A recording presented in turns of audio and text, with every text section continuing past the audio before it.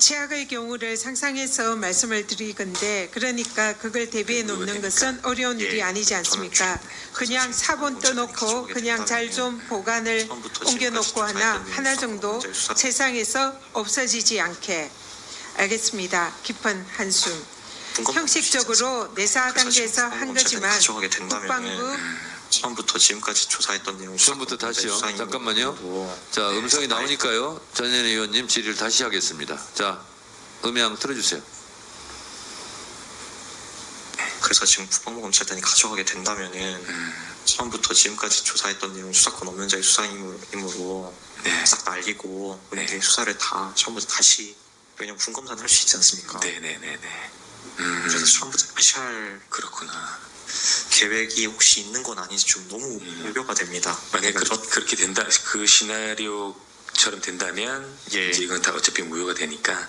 예, 저는 최악의 경우를 제가 상상해서 좀 말씀을 드린 건데, 네. 그러니까 근데 뭐 그걸 대비해 놓는 게 어려운 일은 아니지 않습니까? 그냥 네, 사본 네. 떠놓고 그냥 네. 잘 좀 보관을 숨겨놓고 하나 네.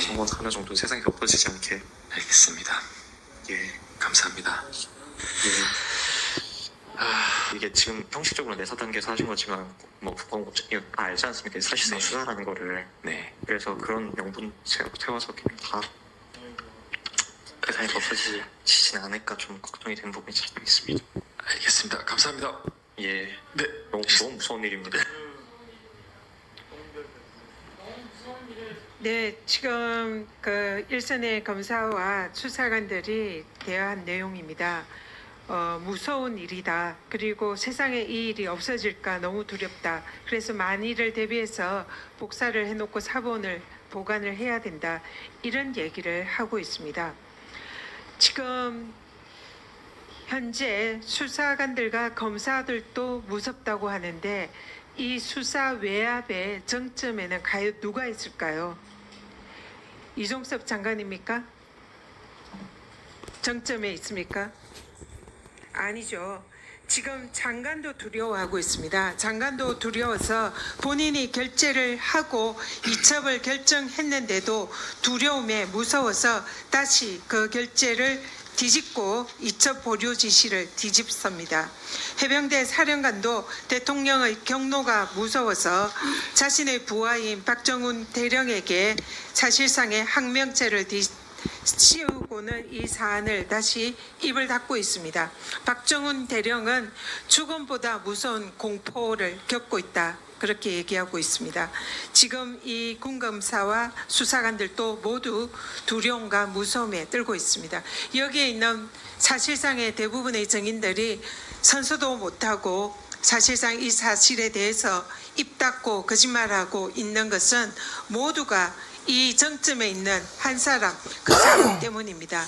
경로설, 대통령이 경로하니까 모두가 입 닫고 태도를 바꾸고 사건의 진실을 외명하고 급기야는 사건을 뒤바뀌어서 피의자와 피해자가 바뀌는 그런 지금의 상황인 것입니다. 박정훈 대령님.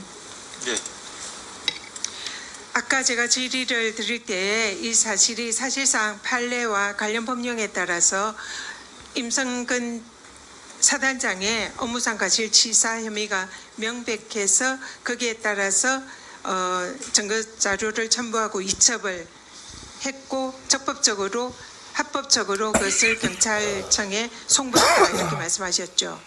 네, 그렇습니다. 이 과정에 불법적인 건 없었죠. 예, 장관 결재 날 때까지 일체 그런 불법적인 요소 없었습니다. 네, 관련 법령에 따라서 합법적으로 경찰청에 이첩한 사안이 이 사안이 법과 절차를 무시하고 다시 이첩이 보류되고 범죄 혐의자와 범죄 혐의를 빼라. 그리고 이 사건 기록이 해수가 됩니다. 그러면은 이런 것은 이 사실상 권한을 남용해서 공무원들에게 의무 없는 일을 시킨 직권 남용에 해당한다고 보이죠. 예, 직권 남용에 해당한다고 생각합니다. 이 사안은 직권 남용입니다. 그런데 지금 장관이 자신이 이첩 보류를 지시했다고 자인을 하고 있고 어떤 이유인지 모르지만 그는 뭐 아무런 문제가 없었다고 하는데 그는 이제 이종섭 장관의 착각이다 이렇게 생각이 들고요. 어쨌든 그 부분은 자인을 했습니다. 그리고 범죄 혐의자를 빼고 범죄 혐의에 대해서 지시를 한 것도 장관이다라고 지시했고 유재현 법무관리관도 어느 정도 자인을 했습니다. 그러면 이 회수에 관해서는 과연 누가 했냐? 이종섭 장관은 회수는 한 적이 없다. 지시를 한 적이 없다라고 부인을 하고 있습니다. 그러면 이 사건 기록의 경찰청에서의 회수는 과연 누가 지시했나? 근데 아까 유재현 법무관리관이 이것을 한 게 아닌가 하는 질의에 대해서 본인이 영상에서 지시받고 있습니다. 자, 그러면 이시원 비서관과 임기훈 비서관 이 두 사람이 청와대에서 아까 경찰청에서도 청와대에서 용산에서 연락이 와서 이 사건 기록의 회수를 했다는 그런 뉘앙스로 얘기를 하고 있습니다. 위압이 있었다라고도 경찰에서 어느 정도 인정을 했고 이시원 임기훈 증인에게 묻겠습니다. 경찰청에 기록의 회수를 지시를 하고 전화를 했습니까? 한 적이 있습니까? 제가 먼저 말씀드리면 직전 증언에서 답변드린 바와 같이 답변하기에 좀 어려운 사정이 있음을 양해해 주시기 바랍니다. 경찰청과 통화한 바 없습니다. 네, 발언을 정리해 주시죠.